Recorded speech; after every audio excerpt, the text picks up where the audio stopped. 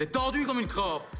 Bonjour et bienvenue sur le podcast Faut se détendre. Je suis votre hôte Charlotte, je suis sophrologue, prof de yoga-thérapie en devenir et exploratrice de pratiques bien-être et développement personnel. Dans ce podcast, je vous partage des éléments de réflexion sur des sujets abordés en cabinet ou en séance collective et aussi sur des tendances et des actualités bien-être et santé. Bonne écoute!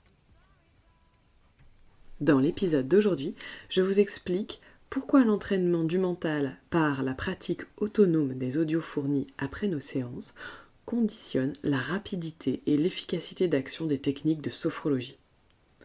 En effet, c'est la répétition des techniques qui conduit à la transformation de l'être, et ça se joue en 3 étapes. Étape 1, la découverte des techniques en cabinet. Étape 2, la conquête, c'est-à-dire la pratique régulière, répétée, autonome du ou des audios entre chaque séance.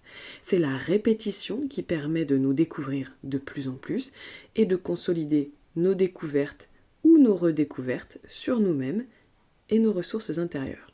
Étape 3, la transformation.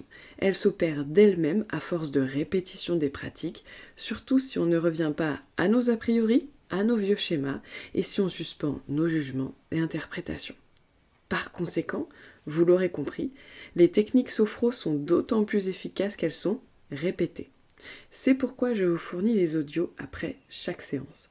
J'en fais des montages habituellement pour faire en sorte qu'ils durent de 10 à 20 minutes lorsque c'est adéquat pour en faciliter la pratique autonome et ainsi vous permettre le franchissement des 3 étapes, découverte, conquête, transformation.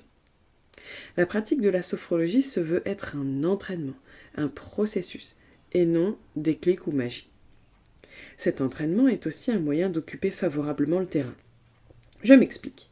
L'accoutumance de sensations répétées crée une nouvelle perception, une nouvelle élaboration des sensations qui se vivent, une sorte d'habitude. Sous le prisme d'une habitude négative, dette de sommeil, consommation de substances en excès, rumination de pensées négatives par exemple, cette dite habitude engendre un travers, une faiblesse, un tempérament destructeur, voire aboutit à la maladie. Par conséquent, elle génère de l'angoisse et un probable enfoncement dans un processus autodestructeur. A l'inverse, la répétition d'une habitude positive amène force, énergie, tempérament positif et peut contribuer à l'amélioration de la santé.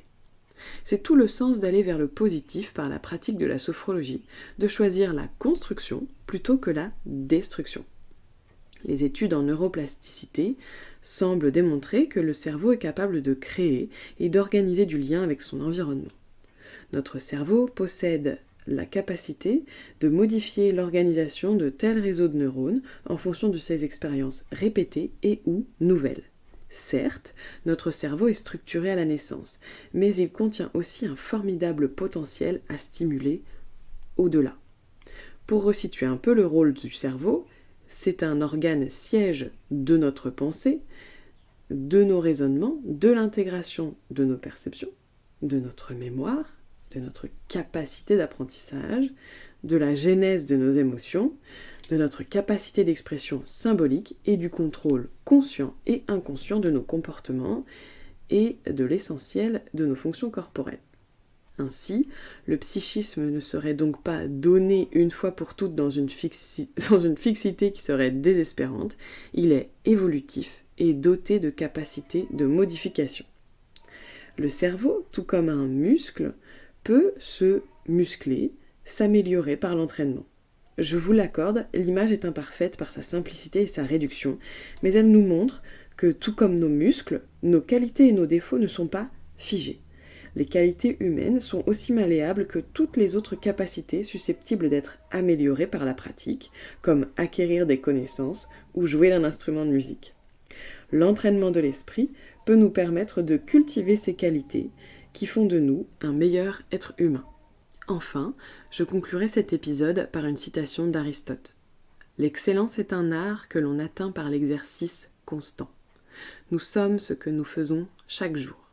L'excellence n'est donc pas une action, mais une habitude. » En sophrologie, il ne s'agit pas, toujours, de viser l'excellence, mais on vise l'évolution, la transformation.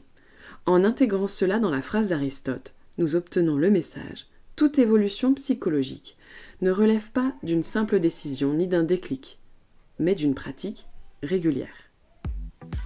Merci d'avoir écouté cet épisode jusqu'ici.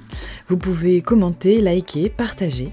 Vous pouvez également passer sur mon site internet www.charlottehermansophrologue.com pour avoir plus de renseignements sur mon activité et éventuellement prendre rendez-vous. Et si je vous manque déjà, je vous donne rendez-vous sur Insta @charlottesophrologue. À bientôt.